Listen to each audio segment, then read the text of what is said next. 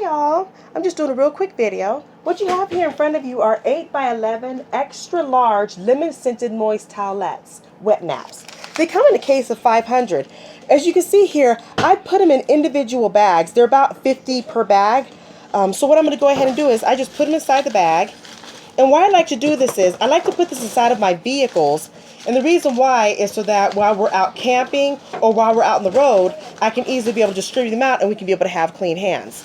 So this one obviously isn't the pack of 50, but this is what I have left out of all of them. But you see I have a bunch of packages here, and I'm planning on putting one inside of the RV so we can be able to use it when we go on our barbecues.